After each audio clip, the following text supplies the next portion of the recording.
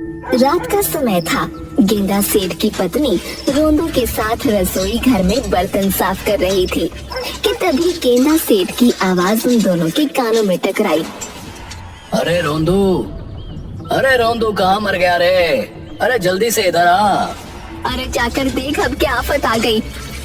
लेकिन मालकिन, ये बर्तन आप अकेले कैसे धोएंगी? जाकर पहले उनकी सुन, कहीं रसोई घर में ना घुसे चले आए। रोंदू भागते हुए गेंदा सेठ के कमरे में गया। क्या हुआ मालिक? क्या हुआ? अरे ये पूछ, क्या नहीं हुआ? मैं कुछ समझा नहीं मालिक। क्या तुमने और मेरी पत्नी ने आज रात का भोजन नहीं बनाया क्या? ये कैसी बातें कर रहे हैं मालिक? आपके कहने पर तो आज पनीर के पराठे दही बड़ों के साथ बनाए थे और साथ में पनीर पुलाव भी बनाया था। अरे इतने स्वादिष्ट स्वादिष्ट पकवान बनाए और मुझे पता भी नहीं। जल्दी जल्दी जाओ और मेरी पत्नी से कहो कि मुझे बहुत भूख लगी है। वो क्या है ना, दोपहर का भूखा हूँ। ये कैसी बातें कर रहे हैं आप? अभी कुछ देर पहले ही तो आपने पेट भरकर भोजन किया है। मैं और मालकिन रसोई घर में भोजन की प्लेटें ही तो साफ कर रहे हैं। क्या मैंने भोजन कर लिया? हाँ मालिक, आपने अभी अभी कुछ देर पहले ही तो पेट भरकर खाना खाया है। तो फिर मुझे कुछ याद क्यों नहीं आ रहा? मेरे पेट में चूहे क्यों दौड़ रहे हैं? अरे आपके पेट में तो हमेशा चूहे ही दौड़ते रहते हैं। पता नहीं आपके ये पेट में चूहे कब शांत होंगे। रोंदू ने इतना कहा ही था कि तभी गेंदा सेठ की पत्नी गुस्से से पैर पटकते हुए आई। इनके पेट के चूहों को किसी दिन बहुत सारी नींद की दवाई दे दूंगी। उस दिन इनकी भूख हमेशा के लिए खत्म हो जाएगी। ये कैसी बातें कर रही हो तुम? तुम तो मेरी पत्नी हो। क्या तुम नहीं जानती, अगर मेरे पेट के चूहे शांत हो गए तो मैं स्वर्ग सिधार जाऊंगा और तुम विधवा हो जाओगी। मुझे नहीं पता तुम्हें स्वर्ग मिलेगा कि नरक, लेकिन मुझे पूरा विश्वास है कि तुम्हें वहाँ से भी धक्के देके बाहर निकाल दिया जाएगा, क्योंकि तुम वहाँ पे भी किसी को खाने तो दोगे नहीं। अब जाकर सो जाओ, खाना खत्म हो गया और राशन पानी भी खत्म हो गया है। अब तुम्हें खाना कल दोपहर में मिलेगा। अपनी पत्नी की बात सुनकर गेंदा सेठ चुपचाप लेट गया, मगर वो भूख से सारी रात करवटें बदलता रहा। अरे अब क्या करूं भला? भूखे पेट किसी को नींद आती है क्या? समय देखता हूँ कितना हुआ है। गेंदा सेठ घड़ी पर समय देखने लगा। सुबह के 5 बज गए। मेरी पत्नी भी सो रही है। मुझे रसोई घर जाना चाहिए। रात का कुछ ना कुछ खाना जरूर रखा होगा, उससे ही कुछ भला हो जाएगा। गेंदा सेठ दबे पांव रसोई घर में गया।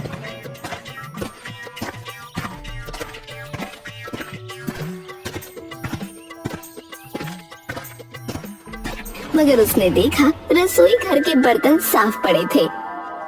इसका मतलब मेरी पत्नी सही कह रही थी, राशन पानी भी खत्म हो गया है। अब मैं क्या करूं?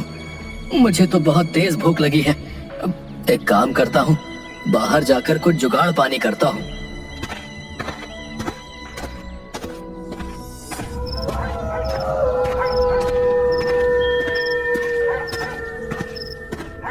इधर गेंदा सेठ जैसे ही अपने घर से बाहर निकला, उधर आकाश में यमराज चित्रगुप्त के पास आकर बोले, लाओ चित्रगुप्त, आज की लिस्ट जल्दी से मुझे पकड़ा दो।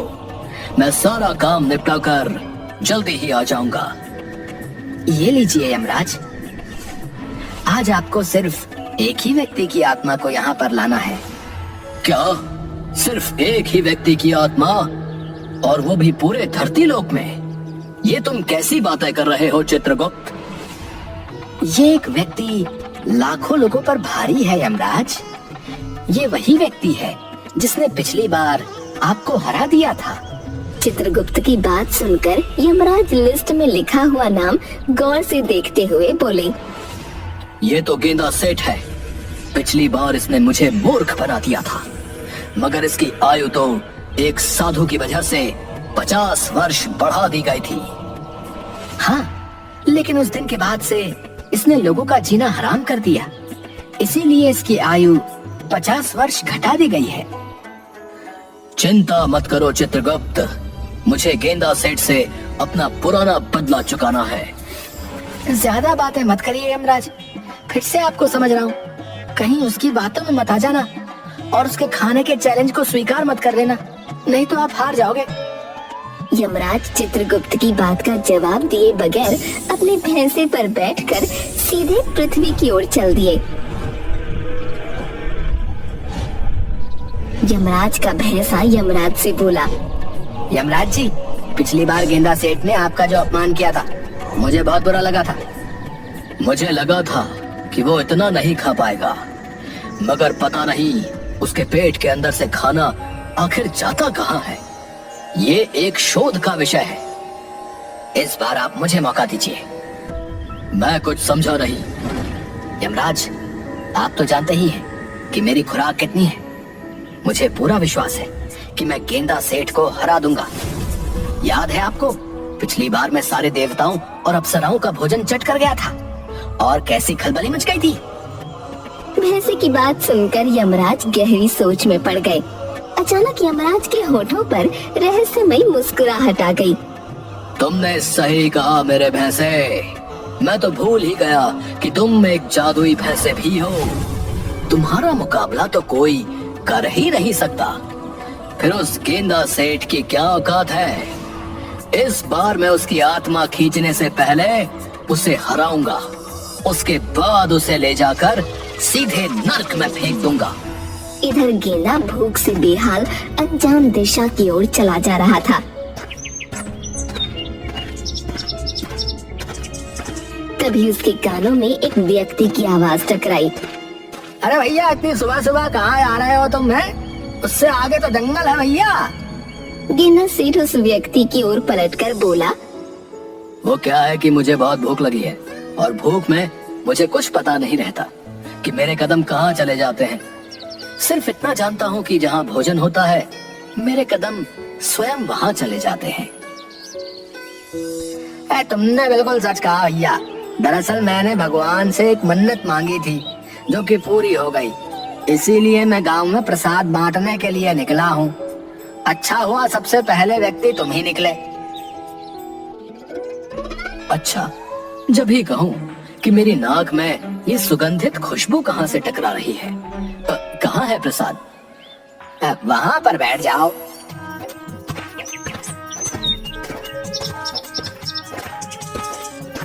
उस व्यक्ति ने गर्मा गर्म पूरी और आलू की सब्जी गेंदा सेठ के सामने परोस दी। अरे वाह वाह वाह, सुबह सुबह ही देसी घी की पूरी और मेरी मनपसंद आलू की सब्जी। आज तो मजा आ गया।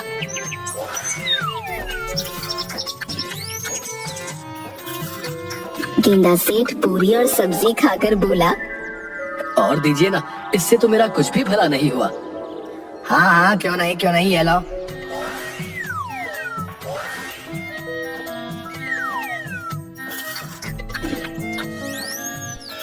गेंदा सेठ कुछ ही देर में 150 पूरियां खा गया। अब लग रहा है जैसे कि पेट में कुछ जा रहा है। और लाओ ना। आखिर तुम कौन हो भाई? हैं? मैंने गांव में प्रसाद बांटने के लिए 200 पूरियां बनवाई थी। 150 तो तुम ही खा गए। अरे तो तुम्हारी पूरी 50 पूरियां बची है ना, तुम अब उसे बांट कर क्या करोगे? वो भी मुझे दे दो। भगवान बहुत प्रसन्न होंगे तुमसे। उस व्यक्ति ने क्रोधित होकर वो 50 पूरियां गेंदा सेठ को पकड़ा दी और गुस्से में पैर पटकता हुआ दूसरे व्यक्ति से बोला, भैया, ये आदमी है या यमराज का भैंसा? पूरी 200 पूरियां खा गया। अब मैं मंदिर के बाहर प्रसाद कैसे बांटूंगा भैया?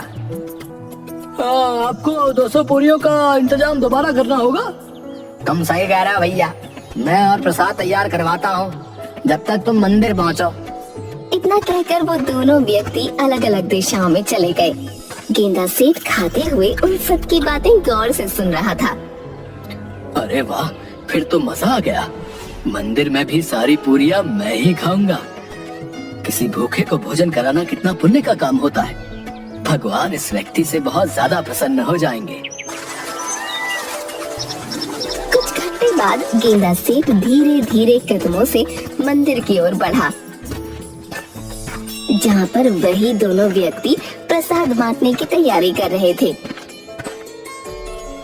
अरे तुम यहाँ क्यों आए हो? अरे तुम ही तो बातें कर रहे थे कि तुम मंदिर में भी प्रसाद बांटोगे, तो सोचा कि मैं भी थोड़ा सा प्रसाद चख लूं। अरे भैया, भगवान के वास्ते यहाँ से चले जाओ भैया। और भी बहुत से लोग प्रसाद खाना चाहते हैं, कम से कम उन्हें तो खाने दो। तुम मेरा अपमान कर रहे हो। तुमने भगवान से मन्नत मांगी थी प्रसाद बांटने की, और देखो मैं तुम्हारा प्रसाद खाना चाहता हूँ, मगर तुम मुझे अपमानित करके भगा रहे हो। देखना, ईश्वर का प्रकोप बहुत जल्दी तुम पर टूटेगा। गेंदा सेठ की बात सुनकर वो व्यक्ति बुरी तरह से डर गया। अरे भैया, अरे भैया, अरे रुको रुको, लो लो लो, पहले तुम ही प्रसाद चख लो भैया।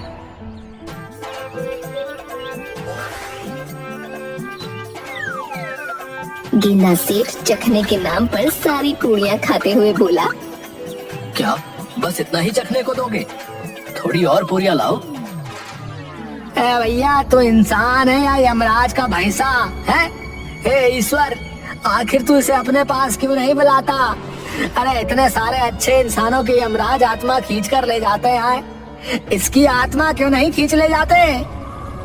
उस व्यक्ति ने इतना कहा ही था कि तभी भैंसे पर सवार होकर यमराज हंसते हुए वहां पहुंच गए। यमराज को देखकर वो व्यक्ति बुरी तरह से डर गया। अभी तुम्हारा समय नहीं आया है। मैं तो इस गेंदा सेठ की आत्मा को ले जाकर नर्क में डालने वाला हूँ। यमराज की बात सुनकर गेंदा सेठ अंदर से बुरी तरह से डर गया, मगर अचानक उसे कुछ याद आ गया। यमराज जी, आप शायद भूल रहे हैं मेरी आयु 50 वर्ष बढ़ा दी गई है।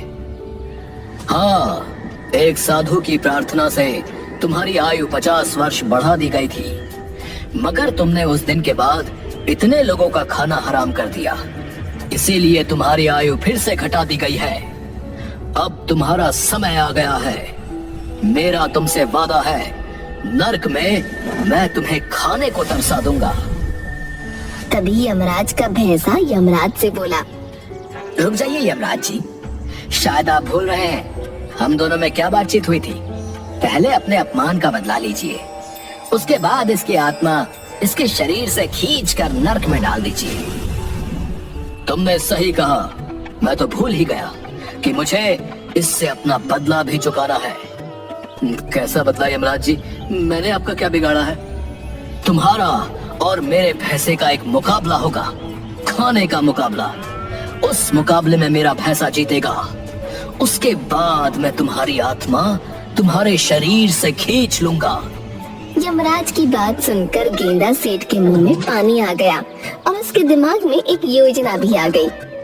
मैं आपकी इस प्रतियोगिता में एक शर्त पर भाग लेने के लिए तैयार हूँ। कौन सी शर्त? आपको मेरी आयु 100 वर्ष बढ़ानी पड़ेगी। ये मेरा काम नहीं बल्कि भगवान का काम है।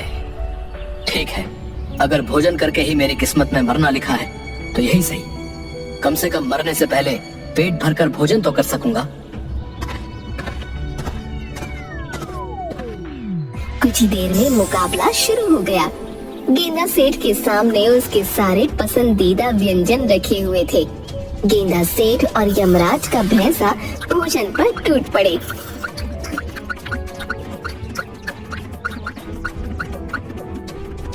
यमराज जी, सारा भोजन खत्म हो गया, मगर मुझे अभी भी बहुत तेज भूख लग रही है। जल्दी से और बहुत सारा भोजन मंगवाइए ना, उसके बाद मुझे आपके साथ भी चलना है। अरे ये इंसान है या कोई बवाल? मेरा पेट तो बुरी तरह से भर चुका है। आखिर मैंने यमराज जी के सामने इतनी बड़ी बड़ी बातें क्यों कर दी? कुछ ही देर में बहुत सारा भोजन गेंदा सेठ के सामने लग गया। गेंदा सेठ देखते ही देखते सारा भोजन चट कर गया। यमराज जी, अभी मेरा कुछ भी भला नहीं हुआ। गेंदा सेठ की बात सुनकर यमराज क्रोधित हो गए और गुस्से से गांव शहर का सारा भोजन लाकर गेंदा सेठ के सामने रख दिया। खाओ इसे, आज मैं देखता हूँ तुम्हारी भूख मिटती है या नहीं। मेरा भैंसा भी कम नहीं है। देखना गेंदा, मेरा भैंसा ही जीतेगा।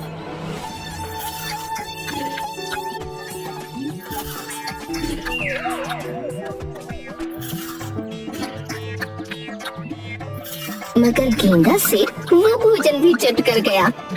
और भोजन लाओ यमराज जी, अभी मुझे और भूख लग रही है। मेरे पेट में चूहे दौड़ रहे हैं। बस अब मैं भोजन का एक निवाला भी नहीं खा सकता। अगर मैंने एक निवाला भी खाया तो मैं गिर जाऊंगा। अब मैं क्या करूं? तभी यमराज के कानों में एक आवाज टकराई। गेंदा सेठ की आयु 50 वर्ष और बढ़ा दी गई है, क्योंकि इसकी भूख कोई नहीं मिटा सकता। मुझे डर है कहीं ये सारे पृथ्वी वासियों का भोजन ही ना खा जाए। तुम वापस आ जाओ। गेंदा सेठ, तुम्हारी आयु फिर से 50 वर्ष बढ़ा दी गई है, लेकिन मुकाबला अभी खत्म नहीं हुआ। यमराज ने इतना कहा ही था कि तभी यमराज का भैंसा बेहोश होकर गिर पड़ा। मगर गेंदा सेठ भोजन खाने में व्यस्त रहा।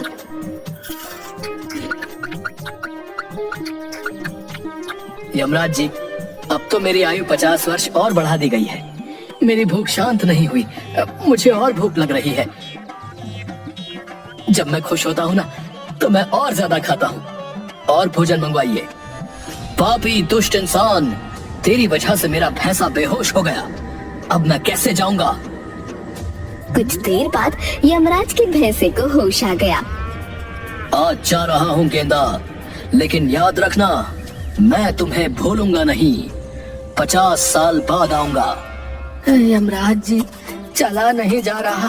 हाय, पेट फटने को हो रखा है। मर गया। मुकाबले के लिए बहुत उतावले थे ना, अब आई अक्ल ठिकाने। इतना कहकर यमराज अपने भैंसे के साथ वहां से चले गए। गेंदा सेठ मुस्कुराते हुए अपने घर आ गया।